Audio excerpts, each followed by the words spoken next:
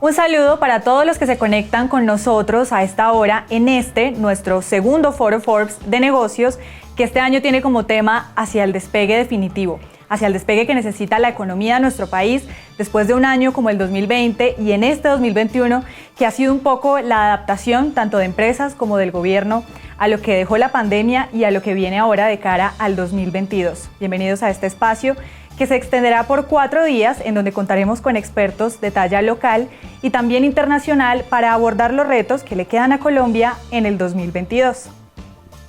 Este foro es presentado por Forbes Colombia, Vitex, Meta y Bancolombia, en alianza con Sensedia y Scandia y con el apoyo de Pactia. También les contamos que esta segunda edición de nuestro foro de negocios se hace en el marco del segundo aniversario de Forbes en Colombia. Así que no podemos dejar pasar sin agradecerles a ustedes, nuestros lectores, por el apoyo que han tenido con esta nueva propuesta de economía y negocios en el país.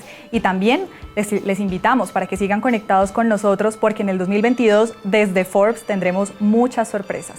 La invitación entonces es para que se queden conectados y recuerden que si se pierden de algo podrán verlo a través de nuestro canal de YouTube, en donde aparecemos como Forbes Colombia, o a través de nuestra página web www.forbes.co. Y dentro de los temas que tenemos preparados para ustedes en esta primera jornada están, por ejemplo, una conversación que tendrá nuestro editor jefe Aldemar Moreno con el presidente de la República, Iván Duque, para hablar sobre la nueva normalidad y sobre si Colombia ya está viviendo esta después de la pandemia del coronavirus. También el enviado especial de la OMS, David Navarro, nos va a hablar sobre hasta cuándo el COVID-19 seguirá siendo parte de la vida no solamente de los colombianos, sino del mundo entero.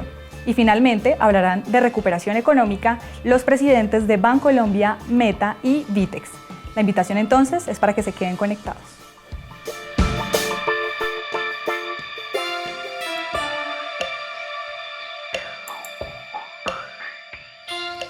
Señor presidente, muchas gracias por acompañarnos. Para nosotros en Revista Forbes Colombia es muy importante poder tener su perspectiva sobre la economía de los negocios y estamos en nuestro foro de negocios anual y asimismo estamos celebrando nuestros 2 años. Muchas gracias por acompañarnos. Aldemar, muchísimas gracias y además aprovecho para felicitarlos. Son 2 años de Forbes en nuestro país y me alegra mucho poder estar participando nuevamente en este foro. Muchas gracias. Bueno, vamos a hablar de economía, donde yo creo que las cifras están mostrando sorpresas bastante interesantes y hay unos elementos de análisis. Pero quiero arrancar con algo que yo creo que todavía la gente tiene en mente y es la incertidumbre sobre la pandemia y sobre la enfermedad en sí y sobre la vacunación y todo el proceso, porque estamos tratando de llegar a la nueva normalidad. ¿Colombia ya está en la nueva normalidad, señor presidente? Yo creo lo siguiente, Aldemar. Primero, la pandemia no se ha ido. Y una de las cosas que nos caracterizó en la forma como la enfrentamos desde el primer día es que siempre dijimos, aquí tenemos que prepararnos para un proceso que va a durar años. Nunca hablamos de un proceso de 1 año, siempre hablamos de cómo teníamos que adaptarnos a esta situación. ¿Y cómo se adaptó Colombia? Duplicó sus unidades de cuidado intensivo, o más que las duplicó. Pasamos de 5.400 a cerca de 13.000. Adicionalmente, ampliamos la red de distribución de esas unidades de cuidado intensivo en todo el territorio. Creamos una reserva estratégica de material de protección personal en el sector de la salud. Profundizamos todo lo que es la atención en casa y la telemedicina. Fortalecimos el sistema de remuneración donde se paga hoy al residente, se pagaba el cargo por disponibilidad y también se pagaron las primas adicionales al sistema de salud. Y fuera de eso se estableció un plan de vacunación que es un plan basado en la equidad, donde ya tenemos más de 52 millones de dosis aplicadas en el país. Estamos a pocos días de llegar al 70% de la población con una dosis y estamos en la ruta para terminar el año con ese 70% de la población como mínimo que tenga vacunación completa. Entonces, eso muestra la forma en la que Colombia se ha preparado, pero por supuesto nos toca a todos ir recuperando espacios de convivencia, pero tener claridad que la vacunación es un deber moral, es un deber ético, es un deber para proteger vidas. Y por eso la exigencia del carnet de vacunación en muchos espacios de convivencia. También quiero señalar, hay que mantener el tapabocas, el distanciamiento, el lavado de manos, la desinfección, porque hasta que no haya una liberación total del mundo con respecto a la pandemia, tenemos que acostumbrarnos a esas pautas de comportamiento. A propósito de la vacunación, que sigue siendo clave, ¿cuál es la meta? Usted ya menciona 75%, pero sin lugar a dudas. Nosotros siempre dijimos, la meta es, miren una cosa paradójica. Cuando usted ve el plan de vacunación que se diseña y que le expusimos al país el año pasado, era llegar al menos con el 70% de la población con una dosis. Eso lo vamos a lograr en los próximos días. Ahora bien, nosotros también dijimos que nuestra meta es poder cerrar el año 2021 con 35 millones de colombianos y el 70% con vacunación completa. Hoy debemos estar alrededor, llegando ya a los 23 millones de personas que tienen vacunación completa, es decir, estamos muy cercanos al 50% de la población. ¿Eso qué quiere decir? Que hay que hacer un empujón grande en estas últimas semanas del año y damos el apoyo de todos para lograr este propósito colectivo y de país que nos permite de pronto disfrutar de una mejor manera esta Navidad. ¿Por qué? Porque garantizamos que más personas estén inmunizadas y por ende podamos enfrentar cualquier embate que nos traiga esta enfermedad. Perfecto, presidente. Entremos entonces ahora sí en materia de economía, de negocios y lo que viene. El DANE reveló recientemente, hace algunas jornadas, las cifras que dieron una grata sorpresa. Quienes, digamos, no le copian al gobierno dicen, no, es que eso es efecto rebote. Un primer análisis sobre esas cifras que reveló el DANE en materia de crecimiento. Primero, Aldemar, en esto siempre hay que tener en cuenta que ¿cuál es el mensaje? Aquí no es un rebote, que es una reactivación. Y le voy a explicar por qué. El último ciclo recesivo que tuvo Colombia, que fue en el año 99, la economía decreció menos 4.5. Y en el año 2000 creció 2.5. Aquí estamos hablando que nuestra economía decreció menos 6.8 y fue una de las que menos decreció en América Latina y de pronto inclusive en la OCDE. Pero el crecimiento de este año ya se puede decir que va a superar el 9%. Entonces, cuando inclusive comparamos este año con el año 2019, vemos que vamos a crecer casi un 1.5% más que en el 2019. Y eso solamente muestra la resiliencia, muestra que vamos a alcanzar el mayor crecimiento anual de este siglo. Muestra además que estamos detonando sectores que son vitales para generar actividad económica y algo muy importante, muestra el efecto de los programas sociales, de programas como el ingreso solidario, que es una renta básica de emergencia que va hasta diciembre del año entrante, muestra la solidez de la devolución del IVA, muestra la solidez también de los programas de transferencias focalizadas, la ampliación de la cobertura, porque eso también incide en la demanda agregada, pero muestra el gran efecto de nuestro plan Compromiso por Colombia, que tiene inversiones privadas, públicas y público-privadas por cerca de 130 billones de pesos en el corto, mediano y largo plazo, de manera que nuestra economía mantenga un ritmo dinámico de crecimiento. Entonces, algo muy importante para decir, compare el crecimiento de Colombia en lo que ha ocurrido en estos primeros 9 meses medidos por el DANE y compárelos con otros países de la OCDE que hayan reportado crecimiento. Así que se va a dar cuenta que Colombia está en el top 3 de los países de la OCDE que más van a crecer en el año 2021. Señor presidente, y una cosa que a mí me sorprendió mucho, un poco alineado con la perspectiva que usted tiene acerca de la recuperación y la capacidad del aparato productivo de responder, es la perspectiva de 2022. Me sorprendió que el Banco de la República está viendo ya crecimientos cercanos al 5. Muchos analistas hablan de que cuando volvamos a la normalidad esto van a ser crecimientos del 3, del 3,5, que era lo que venía pasando antes de la pandemia. Shimon Peres, que era un gran líder, que fue primer ministro de Israel y presidente de Israel, decía que la diferencia entre un pesimista y un optimista no es cómo mueren, porque todos mueren igual, pero viven distinto.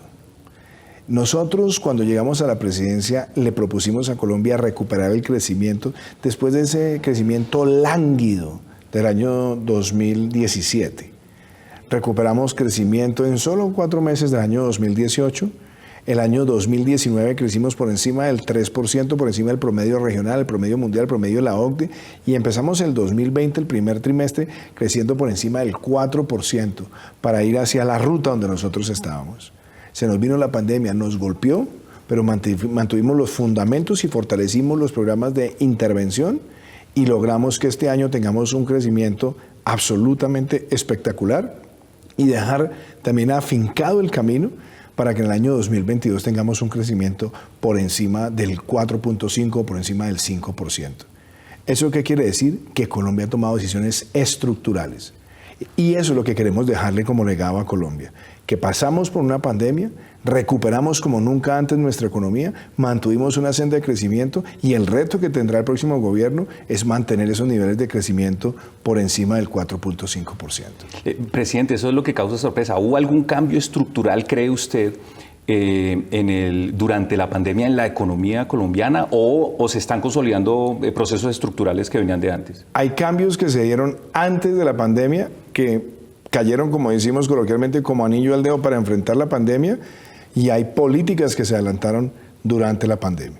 Entonces, las leyes de crecimiento económico, la del 2018, que después nos tocó en el 2019 volverla a tramitar en el Congreso ante una decisión de la Corte Constitucional, que nos permitió bajar la tasa de renta corporativa, nos permitió descontar el 100% del IVA de bienes de capital, ¿no? sobre el impuesto de renta, nos permitió además también descontar el 50% del ICA sobre el impuesto de renta, nos introdujo el régimen simple, acabó la renta presuntiva y fuera de eso estableció una profundización de la factura electrónica, entre otras muchas cosas. Tomamos decisiones con las leyes de emprendimiento, tomamos decisiones con las leyes de turismo y recientemente con la ley que además es nuestra ley de recuperación social, la ley de inclusión social. Esta ley, que es única, nos permite a nosotros extender los programas sociales que se crearon durante la pandemia hasta finales del año entrante, crear el subsidio de empleo del 25% para la contratación de jóvenes entre 18 y 28 años de edad y al mismo tiempo hacer la primera y más importante reforma fiscal en este hemisferio que permite recaudar 1.8% del PIB. Además, la inversión extranjera no mineroenergética ha crecido más de un 190% en estos últimos 3 años y vemos un gran apetito de los inversionistas para entrar a Colombia.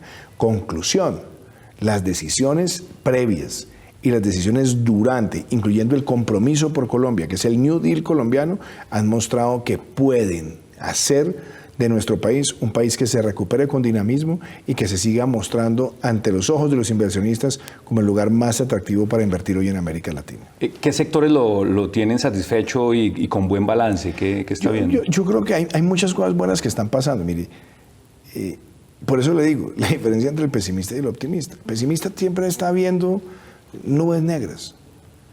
El optimista está viendo cómo convierte las nubes negras en la mejor de sus oportunidades.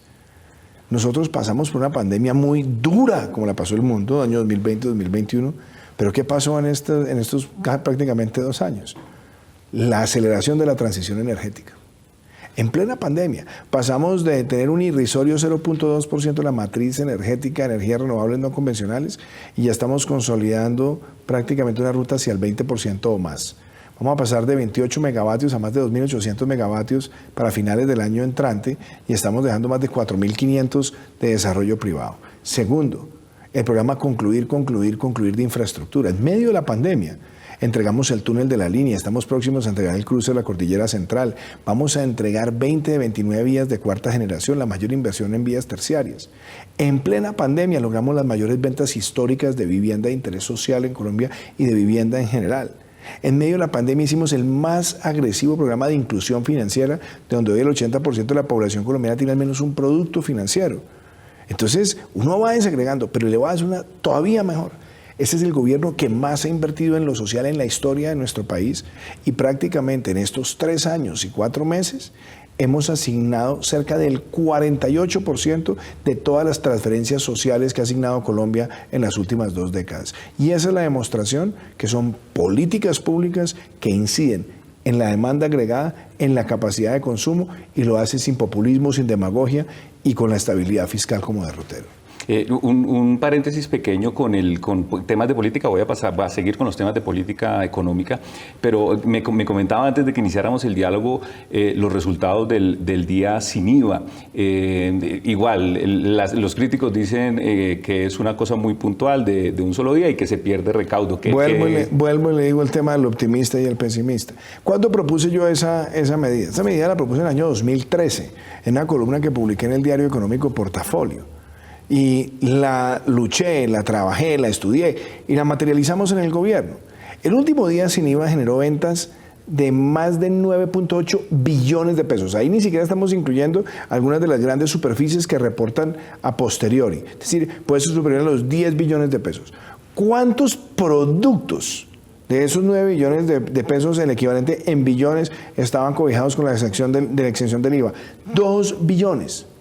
Entonces, quiere decir que sobre 7 u 8 billones de pesos se generó un recaudo neto que genera un efecto positivo fiscalmente frente al costo que se asume por tener ese festivo tributario en materia de IVA. Y adicionalmente, ayudó también a otra cosa, la contención de la inflación.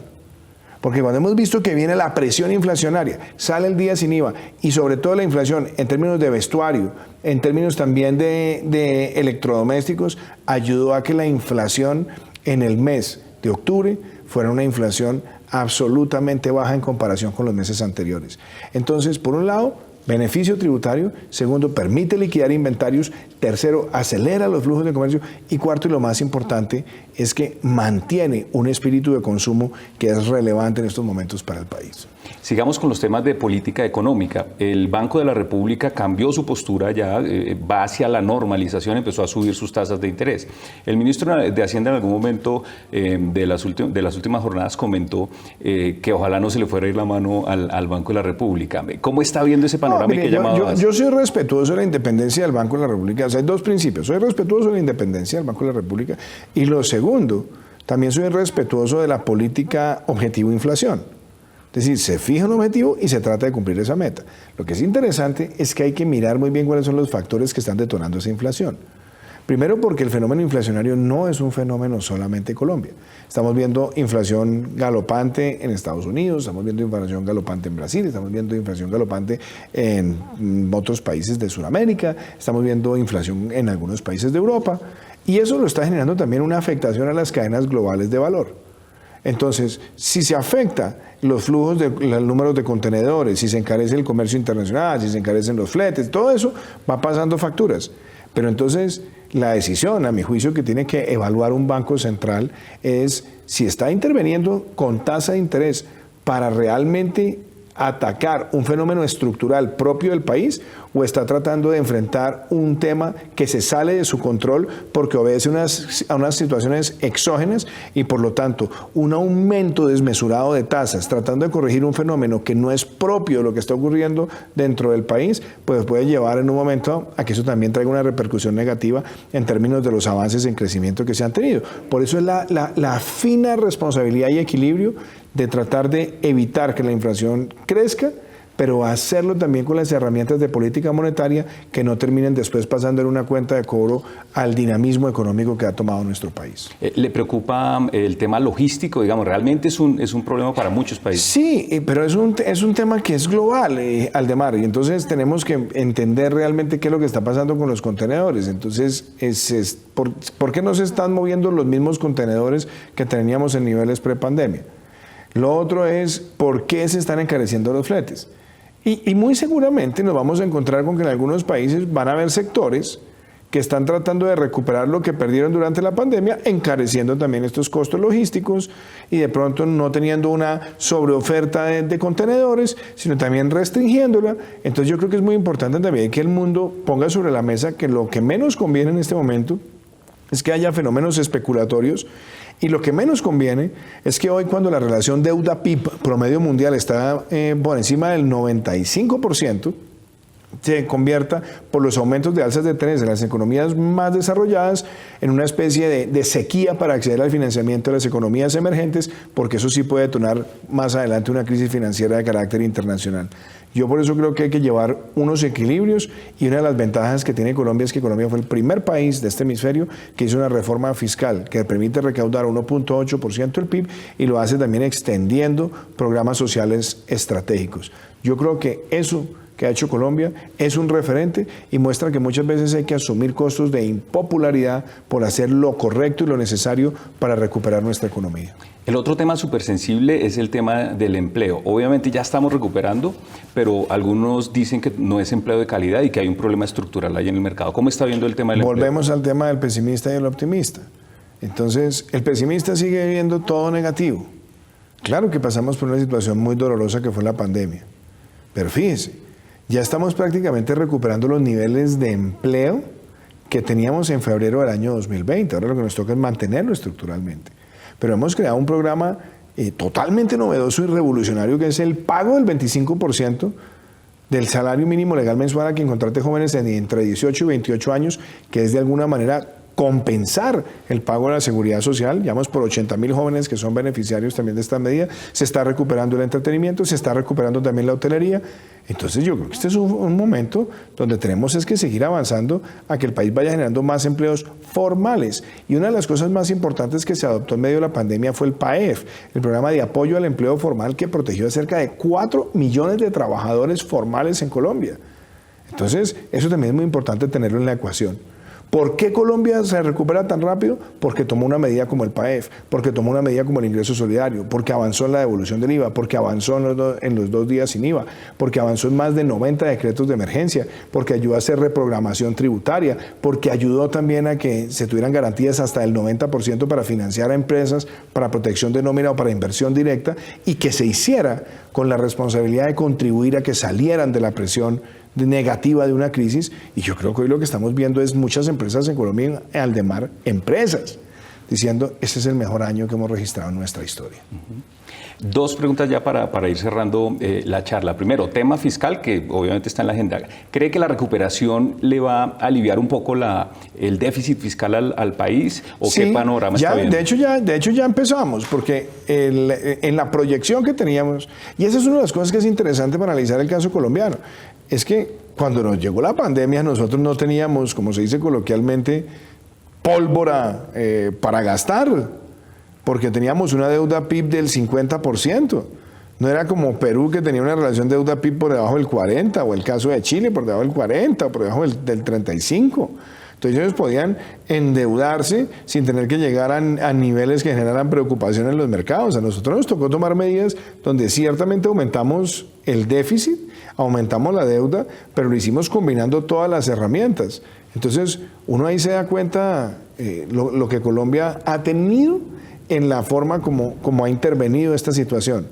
Y yo creo, y esto también es muy importante, medir desde el punto de vista macroeconómico y desde el punto de vista de ánimo de nuestra nación, cómo en la medida que usted empieza a ver reactivación del comercio, reactivación de la inversión, reactivación también del entretenimiento, reactivación de la construcción con nuevos lanzamientos, reactivación de los mercados de crédito, hoy el país tiene un dinamismo generalizado y, a mi juicio, Aldemar, esta es la demostración más grande de que Colombia es hoy un referente de resiliencia, y eso para mí lo dice todo. Y la última, señor presidente, agradeciendo nuevamente su presencia con Forbes en este foro de negocios, yo hago un análisis sobre lo que viene. El próximo año es un año electoral, voy a ponerlo a hablar no de política, sino de economía política, y es elecciones a Congreso y elecciones a presidente. En medio de la recuperación, mi opinión es que yo creo que sí, definitivamente esto va a cambiar la percepción de la gente acerca de lo que se necesita hacia el futuro próximo. ¿Qué análisis hace usted sobre que se dé de esta manera la recuperación previo a un año? Yo soy un defensor de la libertad económica. Yo creo en la libertad económica y creo que la libertad económica es una de las piedras angulares, o la piedra angular de una economía de mercado. Y esa libertad quiere decir que haya competencia, que haya desarrollo de los sectores, que haya acceso al crédito, que haya emprendimiento, que haya buena regulación. Entonces, esa condición, que ha sido una condición de Colombia, que se ha fortalecido, es lo que nos ha permitido pasar por una horrible noche, una pandemia, y tener una reactivación que es dinámica, que es vigorosa, que es incluyente.